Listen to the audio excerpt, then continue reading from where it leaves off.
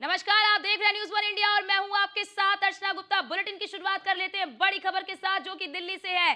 Qatar ने 8 भारतीयों को रिहा कर दिया है। भारत के 8 पूर्व नौसैनिकों को रिहा कर दिया है।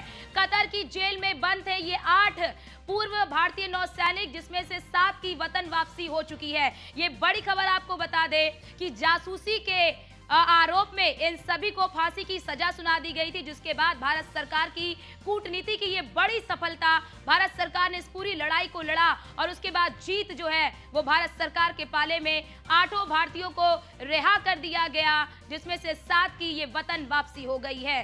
तो ये बड़ी खबर और इस फैसले का भारत सरकार ने स्वागत भी किया है। तो कतर की जेल में ये सभी 8 भारतीय जो थे वो बंद थे। 2022 में इन्हें फांसी की सजा सुनाई गई थी। इन्हें काउंसलर एक्सेस भी नहीं दिया गया था। उसके बाद भारत सरकार ने इस फैसले की कड़ी निंदा की थी, क्योंकि वो फैसला कतर के निचली कोर्ट ने सुनाया था, जिसके बाद भारत सरकार ने इस फैसले को कतर के अपर कोर्ट में चुनौती दी थी। और उसके साथ ही 18 दिसंबर का जो दिन था वो बहुत अहम माना जाता है कतर में, क्योंकि इस दिन सजा जो है वो माफ हो जाती है। इस दिन को भी लेकर भारत जो है वो चल रहा था, लेकिन भारत की कूटनीति की अपने आप में बड़ी सफलता मानी जा रही है कि कतर में फांसी की सजा पाए 8 भारतीय जो हमारे हैं वो वतन वापसी कर रहे हैं, जिसमें से 7 जो हैं वो वतन वापसी कर चुके हैं। तो ये बड़ी खबर आपको बता दे, ये बड़ी कूटनीतिक जीत है भारत के लिए। अल्दाहरा एक कंपनी थी और उस कंपनी में ये सभी जो पूर्व 8 भारतीय हैं वहां पर ट्रेनिंग देते थे, शिप की ट्रेनिंग देते थे। उसके बाद इन सभी 8 भारतीयों पर इजराइल के लिए जासूसी करने का आरोप लगाया गया था और जासूसी के आरोप में इन्हें फांसी की सजा सुना दी गई थी।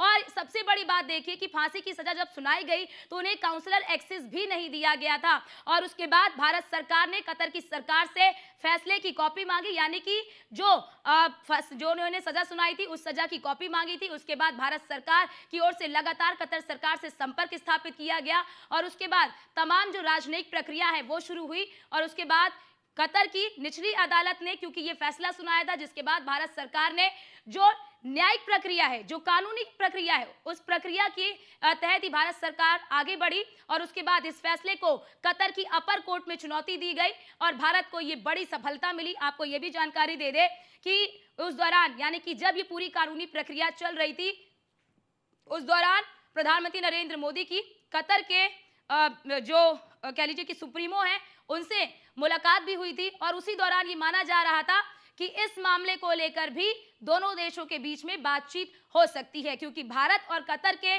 जो रिश्ते हैं वो बेहद ही अच्छे हैं। और इसी के साथ ही